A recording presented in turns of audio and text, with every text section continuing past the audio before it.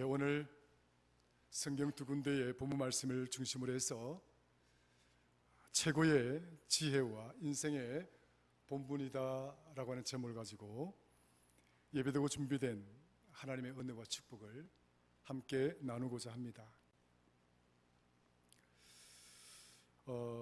제목에서 최고의 지혜다 이렇게 정해 보았는데요, 이때 우리가 지혜라고 하는 것, 이 지혜라고 하는 것을 이해하기 위해서는 지식이 무엇인지를 우리가 잘 알아야 됩니다. 그 지식과 지혜의 차이가 무엇이고, 지식과 지혜는 어떤 구별이 있는가 생각해 보면 조금 이론적으로 이렇게 정리되어 있는 부분들을 소개를 해드리면, 지식은 어떤 정보나 사실, 그러니까 어떤 대상에 대해서, 또 어떤 사건에 대해서 그 사건이 어떻게 일어나고 또 그 대상이 어떠한 존재인지 그것을 설명하거나 또 알 수 있도록 해주는 어떤 정보, 그것들을 습득하고 그것을 이해하는, 그래서 그것을 기억해 두는 것, 그것이 지식이다 이렇게 말씀을 드릴 수가 있습니다. 그리고 여러분들이 앞에서 있는 김 목사, 오늘 넥타이가 좀 청색이고 또 이렇게 또 푸른 양복이고 또 이렇게 등등 해서 여러분들이 저에 대한 어떤 데이터를 머릿속에 이렇게 정리를 해보는 겁니다.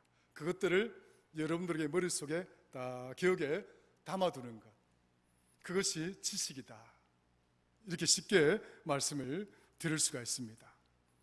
지혜라고 하는 것은 이렇게 우리가 알고 있는 어떤 정보나 어떤 그런 데이터를 그 알고 있고 기억하고 있는 그 이상의 의미를 가지고 있다 말씀을 드릴 수 있어요.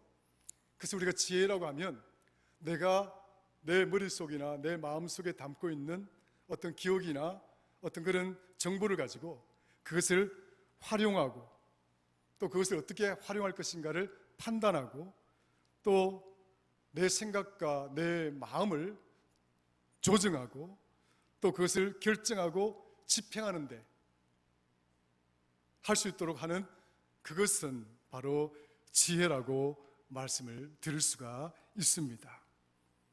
그래서 지식은 주로 문제를 풀어간다거나 수학 문제를 푼다거나 또 우리 수험생들이 영어 문제를 풀어간다거나 이렇게 문제를 풀어가는 어떤 그런 업무의 수행, 그런 어떤 능력에 아주 필요한 것이다, 기술적인 것이다 이렇게 이야기를 해본다면, 지혜라고 하는 것은 그 이상의 의미로 우리가 윤리적으로 어떻게 옳고 그름을 판단해서 옳은 일을 행할 것인가를 결정하고 또 그리고 우리의 인간관계 속에서 내가 어떻게 처신을 하고 내가 만나는 사람들에게 어떤 좋은 이미지를 보여드릴 수 있을까라고 하는 그런 어떤 좀 높은 수준의 그런 우리의 어떤 행동과 판단과 그 결정으로 인해서 생겨지는 행동을 우리는 지혜라고 말씀을 드릴 수가 있습니다. 따라서 지식이 많다고 해서 지혜로운 자가 아니다 이렇게 말씀도 드릴 수가 있는 것이죠. 아는 것이 많다고 해서 무조건 지혜롭다 이런 등식은 성립하지가 않습니다. 많이 알면은 좀 더 지혜로울 수가 있어요. 왜냐하면 그 아는 바 정보나 어떤 사실이나 데이터를 가지고 지혜롭게 어떻게 판단하고 결정할 수 있는 데에 어떤 요소가 될 수 있기 때문에 많이 아는 것은 지혜롭게 살아가는데 도움이 될 수 있으나 많이 안다고 해서 그 사람이 지혜롭다라고 말할 수 있는 것이 아닙니다. 또 반대로 내가 많이 알지 못한다고 해서 내가 지혜롭지 못하다 이렇게 또한 말씀을 드릴 수 있는 것도 아닙니다. 내가 비록 대학을 나오지 못하고 내가 비록 대학원을 나오지 못하고 석사학위도 없고 박사학위도 없다 할지라도 우리가 살아가는 삶의 여정에서 우리는 충분히 그 박사 이상의 어떤 삶, 옳고 그름을 판단하며 살아갈 수 있는 그런 지혜를 가지고 살아갈 수 있기도 하기 때문입니다. 오늘 여기 있는 저와 여러분 모두는 지혜로운 자이시기를 주의 이름으로 축원합니다. 그래서 지혜가 중요한 거예요. 그 아는 것도 중요하지만 어떻게 그 아는 것을 잘 사용을 해서 선과 악을 구분하고 옳은 삶, 진리의 삶을 살아갈 수 있을까? 거기에 기여하고 거기에 능력이 되는 것이 바로 지혜이기 때문에 우리는 지식보다도 지혜가 많은 사람이 되기 위해서 기도하고 지혜로운 자가 되기 위해서 기도하고 또 그렇게 되어질 수 있는 성도가 되기를 간절히 주의 이름으로 축원합니다. 소크라테스는 우리 철학의 아버지라고 할 수 있습니다. 이 소크라테스가 남긴 아주 유명한 말이 있는데요, 아는 것이 힘이다. 한번 따라해 볼까요? 아는 것이 힘이다. 자, 아는 것이 힘인데 많이 알면 힘이 있다는 거예요. 이 정부 맞습니다. 많이 알아야 뭐 어떤 문제를 해결할 수 있는 그 영역이 넓어지고 커지기 때문에 많이 알면 힘이 됩니다. 그런데 이 많이 아는 것이 힘이다라고 했을 때에 소크라테스가 말한 그 힘이라고 하는 것이 물론 진리를 향한 힘이고 올바른 삶을 살아가도록 만드는 힘이라고 하는 것을 전제로 했겠지만, 그러나 좀 더 오늘 이 시대에 있어서 우리가 살펴보게 되면 아는 것이 힘인데 그 힘이 정의에 대한 힘인지 진리에 대한 힘인지 아니면 불의와 악에 대한 힘인지 이 부분에 있어서 우리가 모호해지는 그런 부분이 있습니다. 생각해 보십시오. 많이 알아서 선한 행위를 많이 하는 사람도 있겠지만 많이 알아서 나쁜 짓을 하는 사람들도 우리 주변에 얼마나 많이 있는지 모릅니다. 그래서 어떤 이는 많이 아는 것이 나쁜 짓을 행하는데 힘이 되는 것이고 어떤 이들은 많이 아는데 올바른 일을 행하는데 힘이 되는 것, 이런 관점에서 본다면 우리가 아는 것이 진리에 공헌하고 올바른 참된 삶에 기여할 수 있는 그런 지식이 되고 그런 알림이 되어져야지 그것이 사악하고 추악한 일에 기여하는 것이 되어진다고 한다면 차라리 알지 못하는 것이 낫겠다, 차라리 저 사람은 배우지 않았으면 좋을 뻔했겠다, 이렇게 우리가 생각할 수가 있는 것이죠. 세계 2차 대전이 1939년 9월 1일이죠. 9월 1일 날 세계 2차 대전이 터졌습니다. 그런데 이 2차 대전이 터졌을 때 그 2차 대전을 이끌었던 주도적인 나라가 독일과 일본이죠. 그런데 이 독일이 2차 대전 당시에 핵무기를 만들려고 했습니다. 그리고 그 핵무기와 관련된 정보를 다 가지고 있었고요. 그래서 이 핵무기를 만들어서 2차 대전을 승리로 끝내야 되겠다, 막바지에 이르게 됩니다. 그런데 이 사실을, 이 정보를 알았던 아인슈타인이 미국의 트루먼 대통령, 루즈벨트 대통령에게 편지를 한 통 씁니다. 독일이 지금 이런 정보를 가지고 있다, 미국이 빨리 대치를 해야 되겠다, 이런 편지를 쓴 것이죠. 이렇게 하고는 아인슈타인을 비롯한 물리학자들, 그 최고의 과학자들이 미국으로 망명을 떠나게 됩니다. 자, 그렇게 떠나고 난 다음에 독일은 그 핵무기를 만들기로 해서 매진해 가고 있고 미국도 마찬가지입니다. 어떻게 하든지 독일의 핵무기를 막아야만이 이 전쟁을 막을 수가 있고 전체주의 국가, 독재국가로부터 이 자유주의 국가들을 막아낼 수 있으니까 미국도 분주하게 핵무기를 만들어서 맞서기 위해서 애를 씁니다. 이때에 이 핵무기를 독일보다 먼저 빠르게 만들도록 이끈 자가 오펜하이머라고 하는 유택의 독일인 미국인입니다. 아버지의 아들 오펜하이머라고 하는 자가 이 핵무기를 먼저 개발합니다. 그래서 핵무기를 먼저 개발해서 미국이 이 독일을 핵무기로 완전히 정복을 하기 위해서 준비를 하고 있을 때에 독일은 1945년 4월 달이죠. 독일은 이미 항복을 해버립니다. 그리고 독일이 항복을 해버리고 나니까 핵무기를 쓰러야 될 이유가 없는 거예요. 이게 이제 핵무기를 이제 그 기본적인 걸 만들어 놓고 기다리고 있는데 일본이 아직도 버티고 있는 거예요. 일본이 아직도 뭡니까? 미국과 맞서고 세계를 정복하기 위해서 이렇게 막 기다리고 있는 거예요. 그래서 미국이 1945년 7월 달에 트리니티 핵무기 실험을 거행하게 됩니다. 그래서 핵무기를 성공을 하죠. 그러고 난 다음에 1945년 8월 6일 날 히로시마에 리틀보이라고 하는 이름으로 핵무기 하나를 떨어뜨리고 일본의 가와사키에 또 핵무기 하나, 팻맨이라고 하는 이름으로 핵무기를 하나 터뜨리게 됩니다. 어찌 그렇게 해서 세계 2차 대전이 끝납니다. 지금 이 세상이 가지고 있는 핵무기가 몇 개 정도 되느냐? 전문가들이 분석을 해보니까 12만 8천 개. 12만 8천 개. 여러분 12만 8천 개 같으면 도대체 어느 정도 될까요?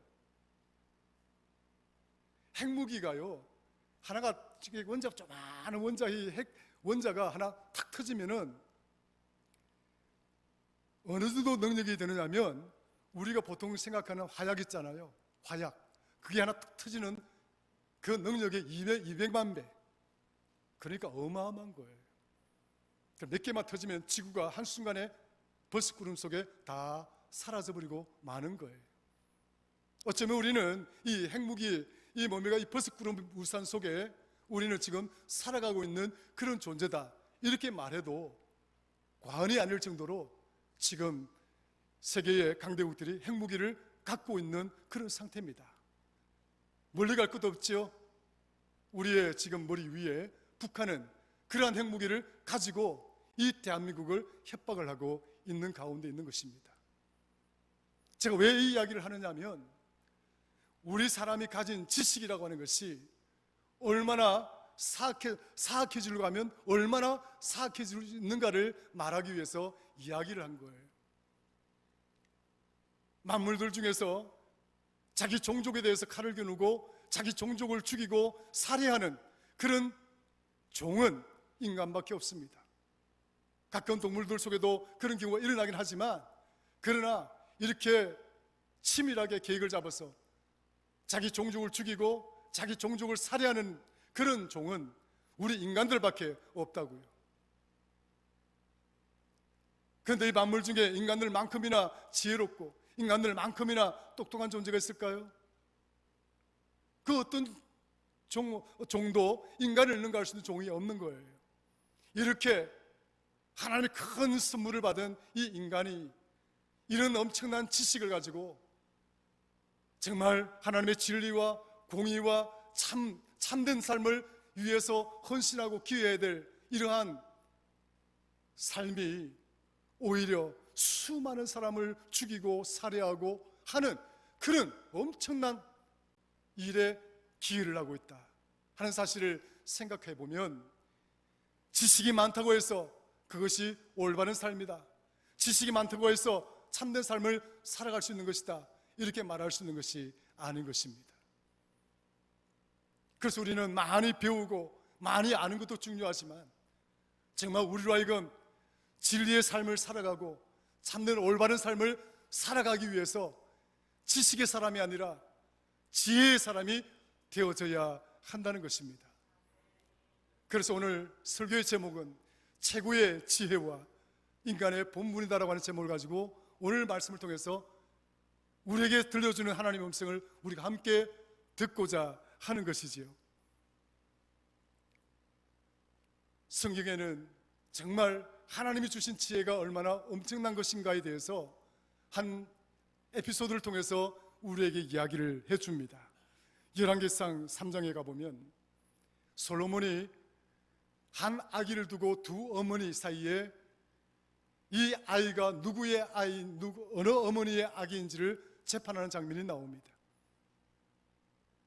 솔로몬이 이 아기를 둘로 칼로 쪼개라 그러죠. 그러니까 그 참된 어머니는 뭐라고 이야기합니까? 참된 어머니는 그렇게 할 수가 없습니다. 청하건대 산 아이를 저 어머니에게 주시고 아무쪼록 죽이지 마옵소서. 거짓 어머니는 말합니다. 아닙니다. 저 아이를 잘라서 절반은 저 사람에게 주고 절반은 나에게 주십시오. 솔로몬의 재판이라고 너무나 잘 알려진 에피소드입니다.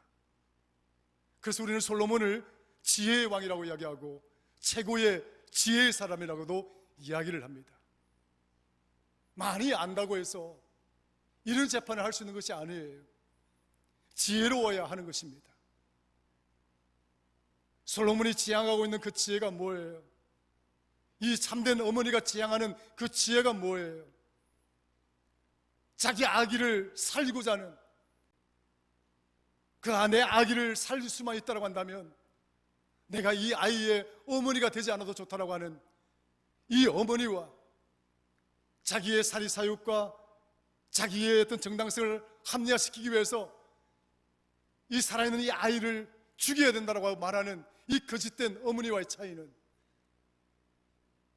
참된 지혜로 살아가기를 원하는 그 차이라고 말할 수가 있는 것입니다. 솔로몬이 이렇게 재판에 어떤 결정을 하게 된 이유는 올바른 의를 사는 것이 뭔가, 참된 삶을 살아가는 것이 무엇인가에 대한 명확한 그런 이정표가 있었기 때문에 솔로몬은 이런 판단을 할 수가 있었던 것입니다. 그러므로 사랑하는 성도 여러분, 이것이 얼마나 우리에게 삶에 힘을 주는 것이고 나 자신뿐만 아니라 우리 모두를 살리는 그런 힘이 되는가를 우리가 알 수 있는 것이죠. 그래서 지혜로우면 우리 모두가 행복해질 수가 있는 것입니다. 지혜로우면 우리가 정말 하나님의 말씀을 반듯하게 지키며 살아갈 수가 있는 것입니다. 오늘 본문의 첫 번째 등장했던 전도서의 말씀입니다. 전도서의 말씀으로 돌아가 보면 전도서의 말씀은 이렇게 말씀하고 있는 거죠. 12장 13절에 이래 결국을 다 들었으니 하나님을 경외하고 그의 명령들을 지킬지어다. 이것이 모든 사람의 본분이니라. 이래 결국을 다 들었으니, 전도서의 이야기를 너희가 다 들었다는 거예요. 그런데 이 전도서에서 이야기하는 이 주제가 무엇입니까? 허망하다는 것 아니겠습니까? 인생은 참 헛된 것이다. 해 아래 있는 모든 것들은 다 쇠하고 약해지고 허물어지는 것이다. 그런데 그것을 알지 못하고 인간은 끊임없이 자기 욕심을 채우고 자기의 배를 채우기에 급급해한다. 이것이 얼마나 허망하고 이것이 얼마나 어리석은 삶인가. 그 삶을 주제로 해서 자신이 살아온 여정을 고백을 하고 있는 거예요. 솔로몬은 왕이었습니다. 그에게는 2000명이라고 하는 그런 궁녀가 있었습니다. 가진 재물이 많았습니다. 권력도 컸습니다. 얼마나 대단했겠습니까? 그는 인간으로서 할 수 있는 모든 것들을 할 수 있는 위치에 있었고 또 그것 또한 누렸던 인물이라고 말씀을 드릴 수가 있습니다. 그런데 그가 이 전도서를 기록하고 마지막에 이런 이야기를 합니다.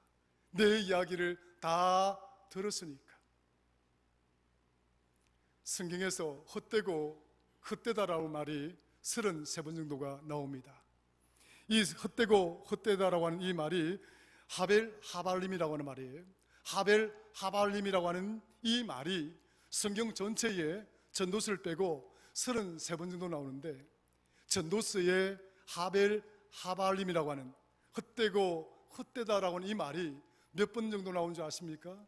37번이나 등장합니다. 이 성경 전체에 인생은 헛되고 헛되다라고 하는 이 의미가 33번 정도 등장하는데 이 전도서에서만 37번이 등장하고 있다는 거예요. 솔로몬이 도대체 우리에게 뭘 이야기하려고 하는 것인가? 내가 이렇게 살아보니까, 모든 권력을 가져보니까, 그리고 모든 재물들을 또 이렇게 가져보니까, 그리고 내가 누릴 수 있는 모든 쾌락들을 다 누려보니까 그거 별거 아니더라. 눈 깜빡할 사이에 지나가고 그냥 헛것이더라. 가만히 생각해 보니까 그 어떤 것보다도, 그 모든 것보다도 가장 중요했던 것은 권력이 아니라, 물질이 아니라, 쾌락이 아니라 하나님을 경외하는 것이었다. 그 이야기를 전도서를 통해서 하고 있는 거예요.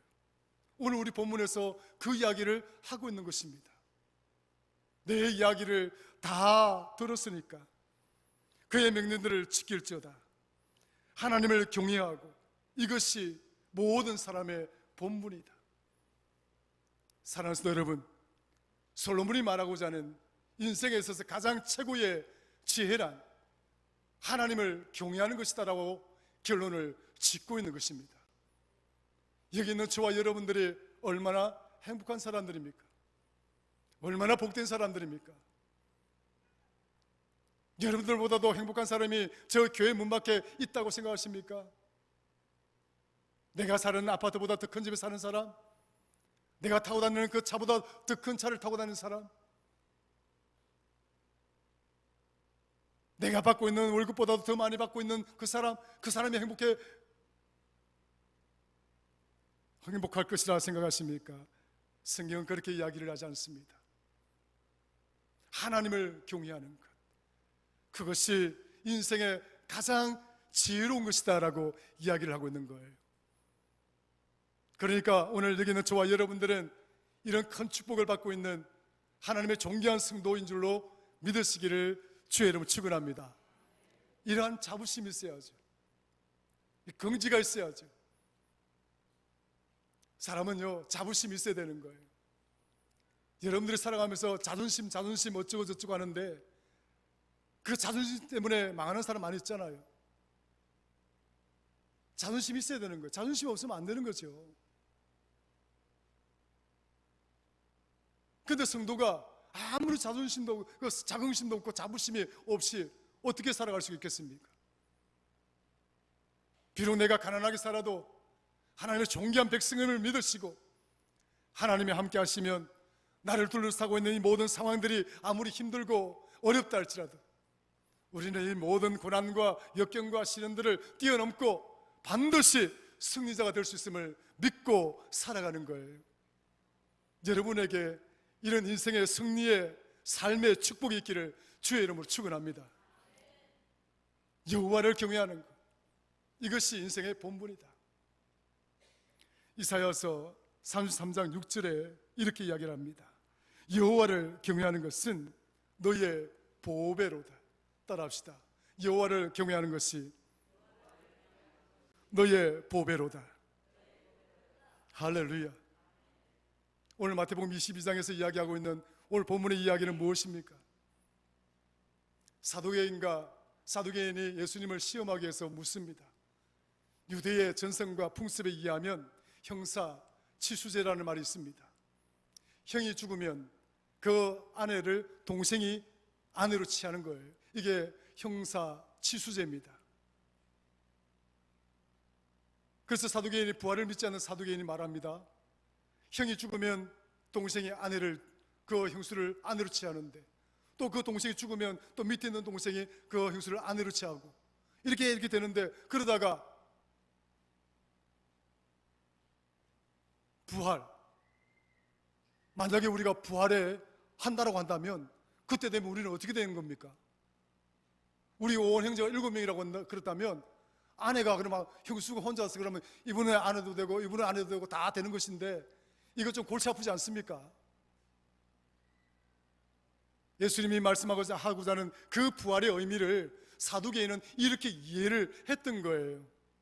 그런데 저들에게 향하여 우리 주님은 말씀합니다. 32절에 하나님은 죽은 자의 하나님이 아니라 살아있는 자의 하나님이다. 한번 따라합시다. 우리 하나님은 죽은 자의 하나님이 아니라 살아있는 하나님이시다. 예, 살아있는 자의 하나님이시다. 그러니까 부활을 하게 되면 그때는 결혼하는 것도 없고 눈물 흐르는 것도 없고 슬퍼하는 일도 없는 것이다. 그런 문제로 고민하지 말거라.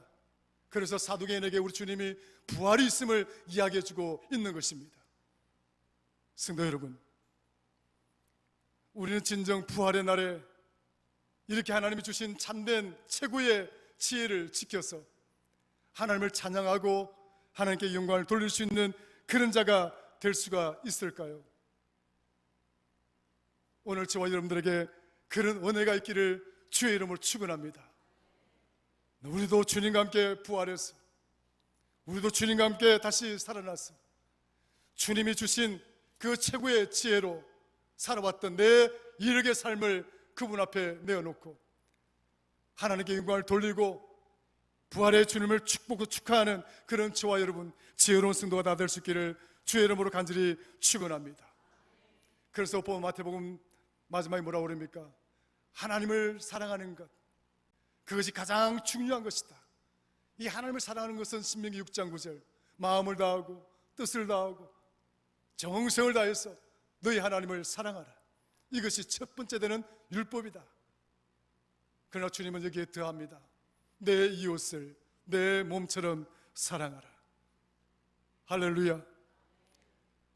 최고의 지혜란 하나님을 경외하는 것이고, 하나님을 경외하는 것이란 더욱 나아가서 주님이 우리에게 보여주신 최고의 사랑의 삶을 살아낼 수 있는 자가 되어야 최고의 지혜로운 자라고 말씀을 드릴 수가 있는 것입니다.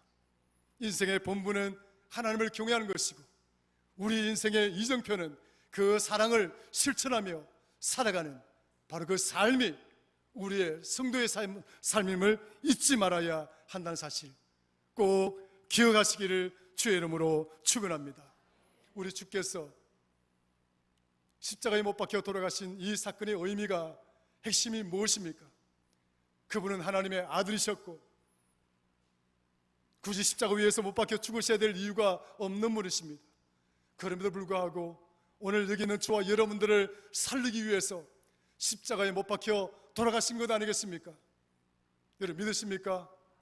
그분의 십자가의 죽음이 있었기 때문에 오늘 저와 여러분들이 여기 있는 것이고, 그 십자가의 죽음이 있기 때문에 우리는 성도가 되어진 것이고, 그 십자가의 능력으로 인해서 우리는 하나님의 백성된 자로 우리는 자부심과 긍지를 가지고 반드시 승리의 삶을 살아낼 것임을 믿고 확신하며 살아가는 그런 존재가 되었다는 것이에요.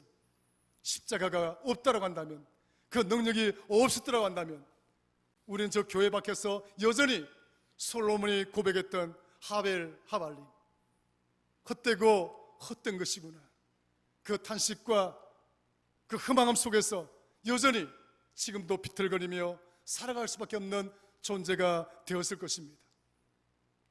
오늘 우리에게 이러한 놀라운 은혜를 주신 하나님께 영광의 박수를 한번 돌리도록 하십시다. 할렐루야. 그래서 십자가는 이렇게 중요한 겁니다. 근데 그 십자가를 통해서 하나님, 주님은 우리에게 뭘 보여주시고자 하는가? 하나님의 사랑입니다. 저와 여러분들을 사랑하신 그 최고의 사랑을 우리에게 보여주신 것입니다. 주님은 이 십자가를 통해서 그분이 우리에게 오셔서 던진 최고의 시험합니다. 그의 삶으로 우리에게 던져주신 하나님의 말씀의 핵심인 것입니다. 내 이웃을 내 몸처럼 사랑하는 것, 그것이 얼마나 어렵고 힘든 것인가를 압니다마는, 그럼에도 불구하고 우리는 그 사랑을 향해서 끊임없이 나아가는 그런 성도가 되고, 인생의 본분은 하나님을 잘 경외하는 것이며, 그것 또한 내 이웃을 내 몸처럼 사랑하며 살아가는 것이 우리의 참된 인생의 본분이구나 하는 것을 깨달으시고 성도로서의 자부심과 긍지를 이러한 삶을 통해서 드러내시고 그 가운데서 우리에게 주신 믿음의 열매들을 맺어 나가시는 사랑하는 성도들 다 되시기를 주의 이름으로 축원합니다. 기도하겠습니다. 하나님 아버지 고맙고 감사합니다. 인생의 최고의 본분은 하나님을 경외하는 것인 줄로 믿습니다. 그래서 그 경외심을 통해서 하나님의 예수 그리스도를 통하여 우리에게 보여주신 하나님의 그 사랑을 우리의 삶의 자리에서 실천해 갈 수 있는 그런 자가 될 수 있도록 주여 축복하여 주옵소서. 지혜로운 자가 되기를 원합니다. 하나님 말씀 붙들고 고민하고 기도하고 하나님의 말씀을 이 땅에 실천하기 위해서 몸부림치며 헌신하는 그런 지혜로운 자가 되기를 소망합니다. 지혜의 능력이 충만하고 최고의 지혜를 품고 살아가는 우리 사랑하는 성도들 되게 하여 주옵소서. 예수님의 이름으로 기도드리옵나이다. 아멘.